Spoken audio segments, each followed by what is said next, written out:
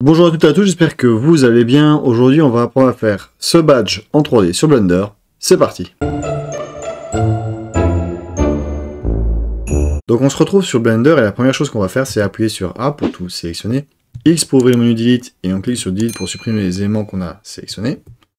Numpad 1 pour se mettre en vue de face. Si vous n'avez pas le Numpad 1, vous pouvez faire un View, Viewpoint, Front. Shift A, je vais aller chercher une image de référence. S2, comme ça je viens faire un scale de 2 sur mes axes, donc on le voit juste ici. Shift A, je vais aller chercher une plane, RX de 90 degrés. Là je vais faire un S pour le scale. Vous voyez que dans les propriétés à droite, eh ben, si j'aurais fait un S de 2, il aurait été beaucoup plus petit. Vous voyez ici il faut faire un 4.549. Z wireframe pour voir à travers. Tab pour passer en edit mode. SZ pour le scale sur l'axe des Z uniquement. On va prendre l'outil loop cut. On va venir mettre un cut au milieu. SZ pour le scale sur l'axe des Z uniquement aussi. Comme ceci. Alors on voit que ici je suis trop haut. SZ. Toujours avec la vue de face. SZ encore. C'est pas mal comme ça. 2 pour sélectionner les edges. Je viens sélectionner l'edge que j'ai créé ici. Z.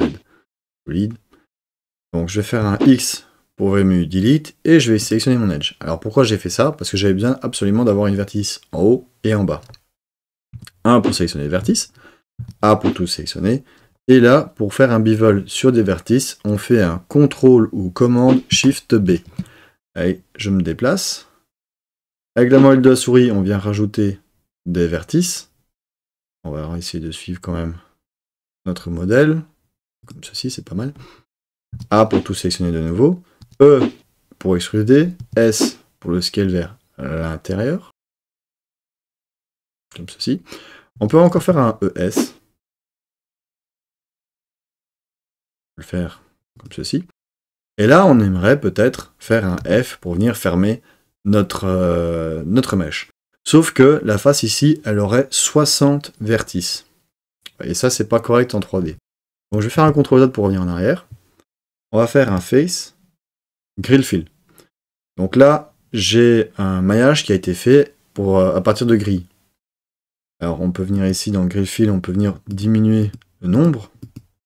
Bon, ça fait un peu n'importe quoi. Donc si je remets à 8 comme c'était avant, on peut aussi faire tourner la grille. Vous voyez, juste en faisant ici, on peut faire tourner. Donc je vais remettre comme c'était. On peut faire un Simplify. Ça, c'est beaucoup plus simple pour travailler et sélectionner les éléments.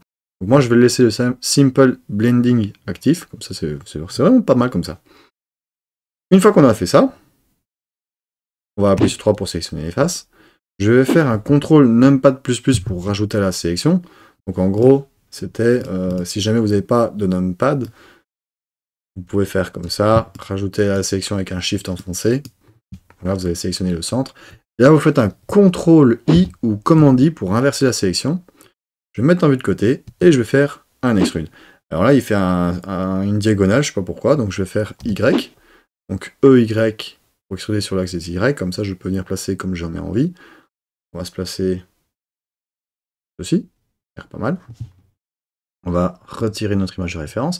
Et on voit que malheureusement, bah, il n'y a pas d'arrière ici.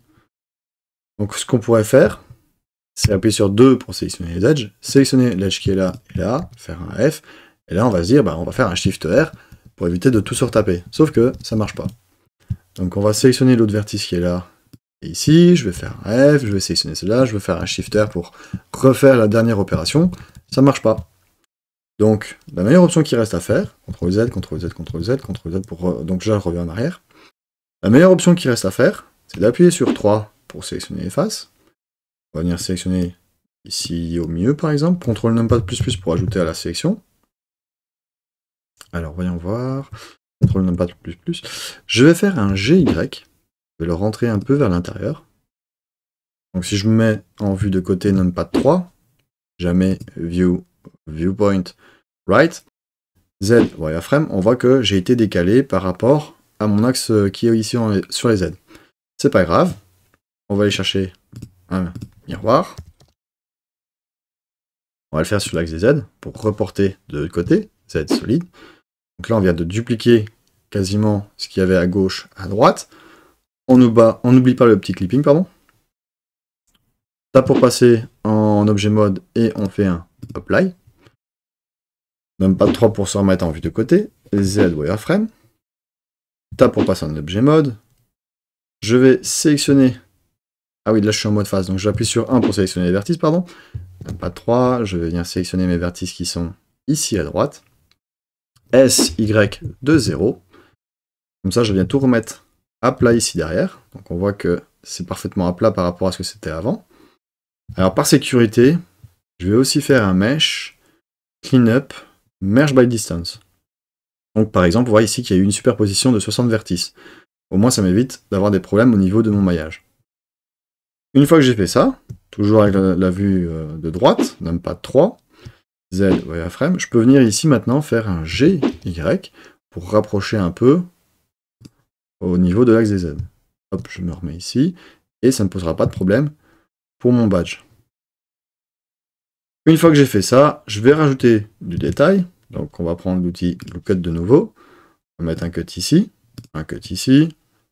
On va mettre un à l'intérieur. On va reprendre le CI Box. Alt, Option, Shift enfoncé. Hop, on va sélectionner, on ajoute à notre sélection. J'aime bien avoir les edges en 2. Ça, je vois bien mes edges. Je peux faire un CTRL B ou un commande B pour faire un bivol. Avec la molette de la souris, je viens supprimer les edges qu'il y a de trop. Alors on voit ici qu'on rencontre un problème. C'est que les faces ne sont pas bien orientées. Donc, je vais faire un CTRL Z. J'oublie de faire mon bivol. Je vais aller voir la face orientation. Et on voit que ici on a un problème au niveau de nos faces. On va appuyer sur A pour tout sélectionner.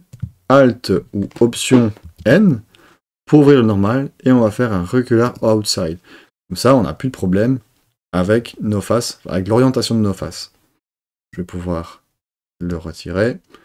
Je recommence, je reprends un edge qui est ici. Alt ou Option enfoncé, je sélectionne l'ensemble. Alt ou Option Shift enfoncé, je viens ajouter à ma sélection. Eh bien, il fait bien le tour. Je fais un CTRL B ou commande B pour faire mon bevel. Et cette fois-ci, je n'ai plus de problème au niveau des distances. Alors, malheureusement, je vais devoir faire ça séparément parce qu'on voit que ça sort n'importe quoi. Donc CTRL Z pour revenir en arrière. On va reprendre celui-là.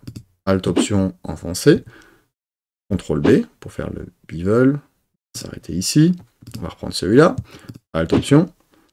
CTRL B. On va essayer de faire la même chose un peu partout. Je suis trop enfoncé. Ça a l'air d'être pas mal. Je viens sélectionner celui-là. Alt ou Option enfoncé. On va faire un CTRL B. Comme ceci.